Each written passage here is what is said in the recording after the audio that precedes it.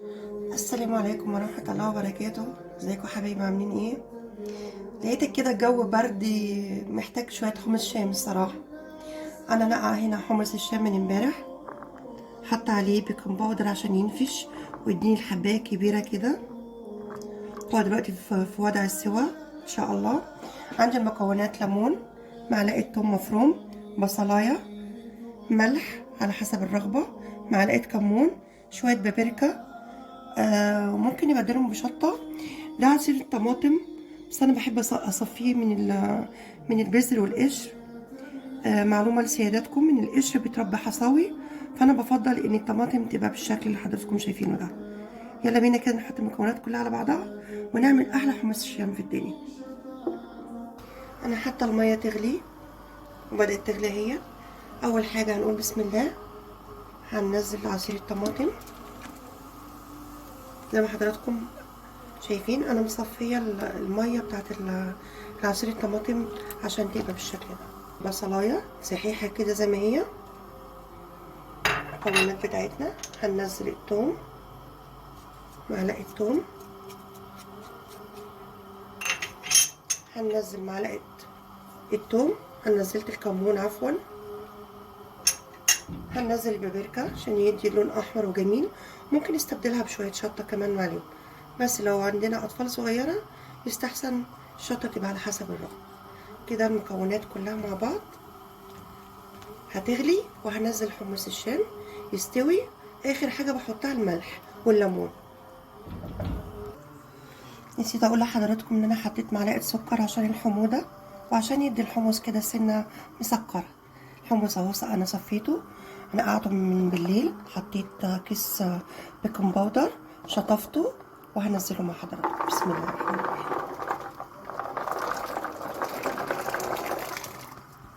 شايفين الميه صافيه كده وجميله ازاي؟ انا اخر حاجه بحطها الملح، واعصر عليه ليمون. احلى حمص الشام ممكن تشربيه في الشتاء، يدفيكي انت واولادك، وطبعا انتوا عارفين القيمه الغذائيه بتاعته، احسن ما نشتري من بره. انا بذكر حضراتكم انا عملت قبل كده كشري، كانت بميه الحمص، ضفت عليها توم وكمون زي المكونات دي، بس بضيف عليها خل وشطه، وباخد الميه بعمل بيها دقه الكشري، بتبقى تحفه الصراحه، تعجبني. فلو عايز حد من حضراتكم يشوف طريقة الكشري على أصولها يدخل عندي برضو. دلوقتي الحمص بتاعنا استوى اهو، ننزل عليه الملح. بسم الله. هنعصر عليه الليمون، غير ان احنا ممكن نزود برضو مع كل فنجان. احلى حمص الشام ده ولا ايه؟ ما ننساش نقول اللهم صل وسلم وبارك على سيدنا محمد.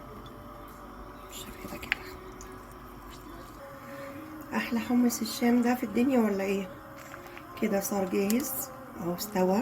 حبة هي استوت، والمية بتاعته زي السكر صافية.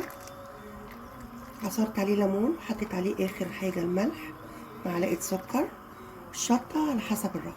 يلا نصبه مع بعض كده.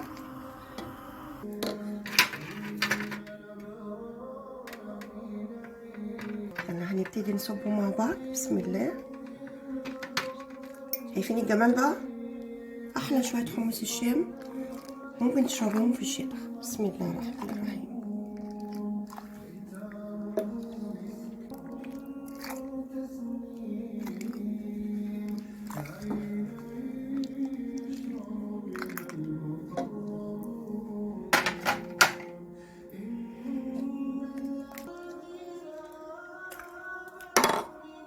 احلى شوية حمص الشام. احنا كده خلصنا الصينية بتاعتنا. احلى حمص الشام عن طريق امي الله يرحمها. احلى حمص شام تشربوه في الشتاء، ان شاء الله صحه وهنا يا رب. كان معاكم مطبخ انوش للاكلات الشهيه المصريه.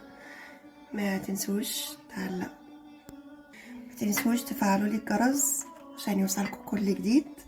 وادي شكل كده الحمص الشام. انا حبيت ان انا اضيفه في كوبايه شفافه كده عشان يبان جماله.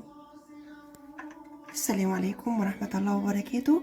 ما تنسوش نصلي على النبي. سلام.